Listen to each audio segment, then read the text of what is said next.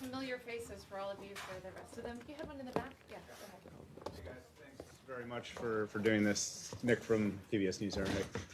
Couple of follow-ups. One, the secretary was almost getting there at the end, but just specifically, is there a wind down period? What kind of wind down period will there be? And as you know, with China and Turkey, you're in the middle of huge strategic conversations with them. Turkey, obviously, S-400, F-35, China, the entire trade talks. Do you believe that this announcement, this move, will impact those larger strategic talks? Thanks. Let me do the first one. Oh, sure. Let's speak to the wind down period. Hi. Yeah, I would say that the wind down period, if we look at it, will be a year in terms of going to zero. We've been very clear from the outset when the administration initiated withdrawal from the JCPOA. So that continues. We've already taken 1.5 million barrels off the market and are finalizing our path to zero, which will end on 2nd May. We're doing this purposefully. The Secretary made the announcement today to provide the ability for markets to be managed prior to the expiration.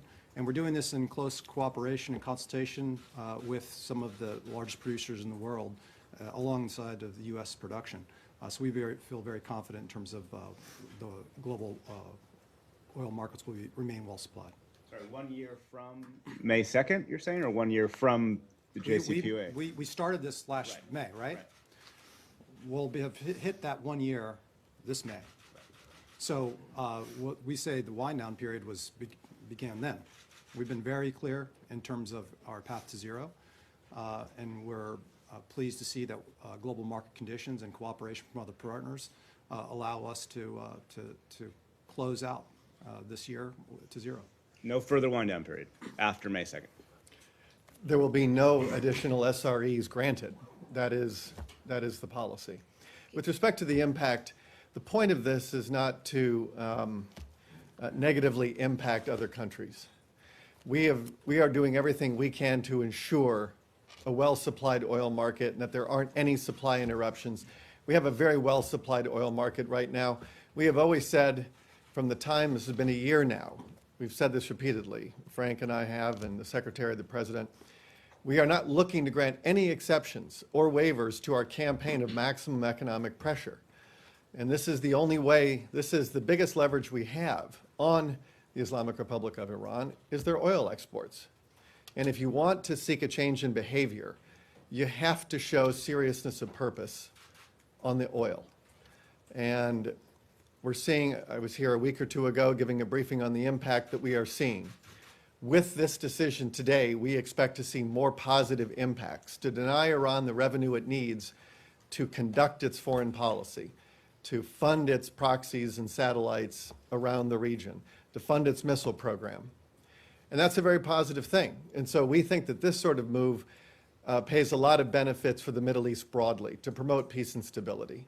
It is very hard to imagine a peaceful and stable Middle East if you accept the status quo of Iran's expansionist foreign policy. Can you talk about the Michelle? sanctions that these countries could face? I mean, are you talking about targeted sanctions, or are you talking about sanctions that could affect the U.S. trade relationship with countries like India and China? I don't have anything to add beyond what the Secretary said. We will sanction any sanctionable behavior. We have given countries, after the President announced he was leaving the deal, countries were given a 6-month pre-wind down before the sanctions were reimposed in November. And then because we had a very tight and fragile oil market in November, the President decided to grant a handful of waivers. We've always wanted to get to zero as quickly as market conditions will permit. We just face a much better oil picture globally than we did 6 months ago, and it will only improve from here. And so that's why we're in a better place. I just want to, I understand you, the Secretary, and the White House also have all said there will be no more SREs granted, the waivers granted.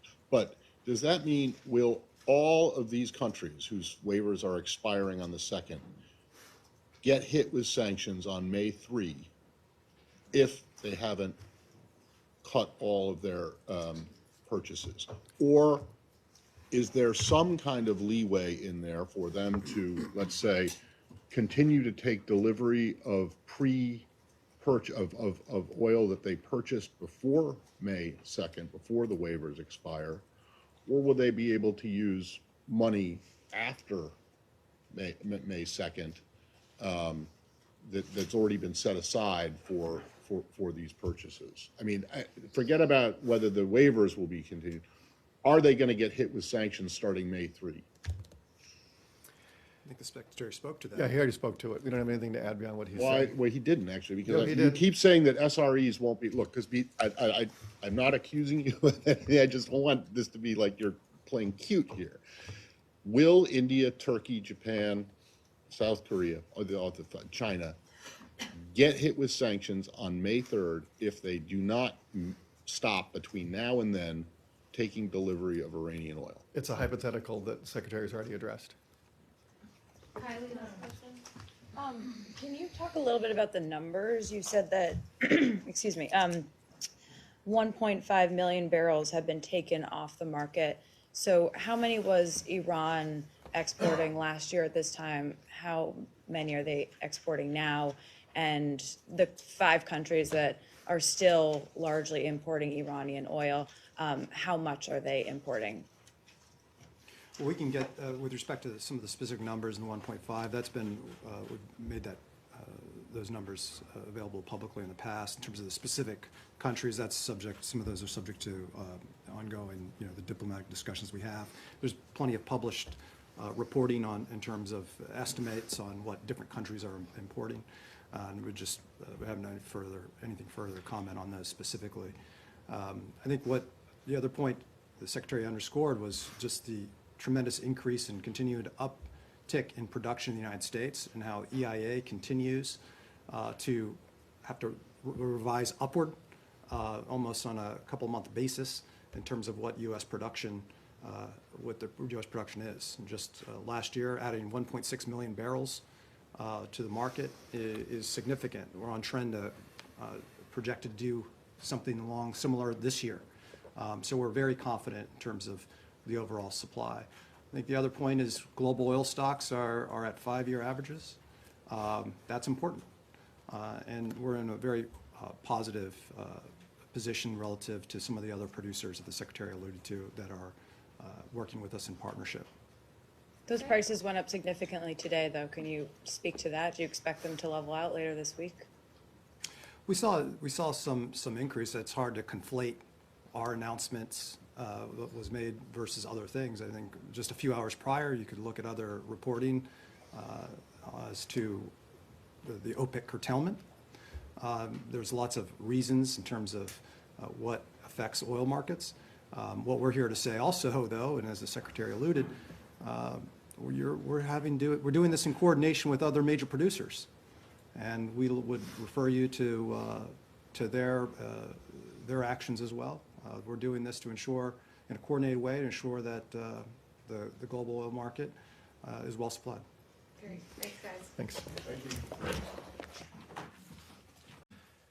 Almost 1 year ago, after withdrawing from the Iran nuclear deal, President Trump implemented the strongest pressure campaign in history against the Islamic Republic of Iran. The goal remains simple: to deprive the outlaw regime of the funds it has used to destabilize the Middle East for 4 decades and incentivize Iran to behave like a normal country. Up to 40% of the regime's revenue comes from oil sales. It's the regime's #1 source of cash. Before our sanctions went into effect, Iran would generate as much as $50 billion annually in oil revenue. Overall, to date, we estimate that our sanctions have denied the regime well north of $10 billion. The regime would have used that money to support terror groups like Hamas and Hezbollah and continue its missile development in defiance of UN Security Council Resolution 2231.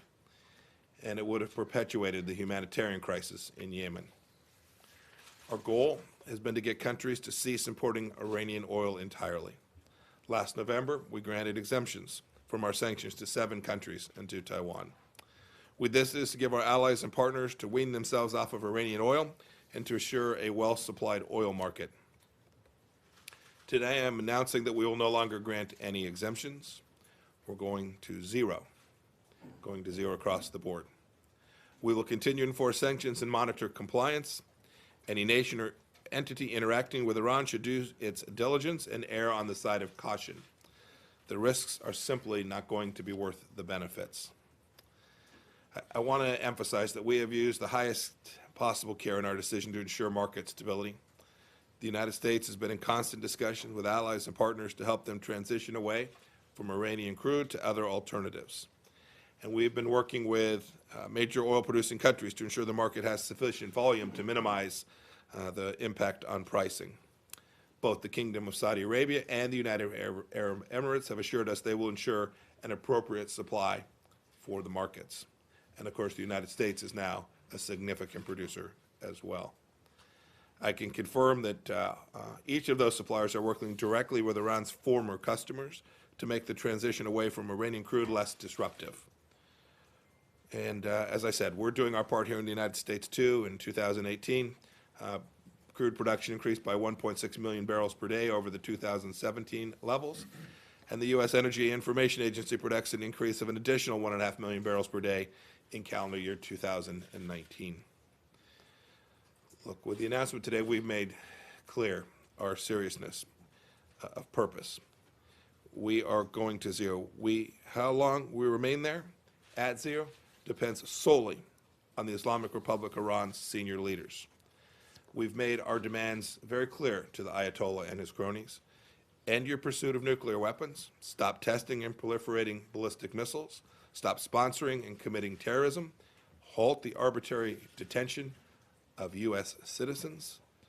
Our pressure is aimed at fulfilling these demands and others, and it will continue to accelerate until Iran is willing to address them at the negotiating table. Finally, as I've said before, these demands are not just coming from the United States government and many of our allies and partners. They are similar to what we hear from the Iranian people themselves. I want the Iranian people to know that we are listening to them and standing with them. We will not appease their oppressors, as the last administration did.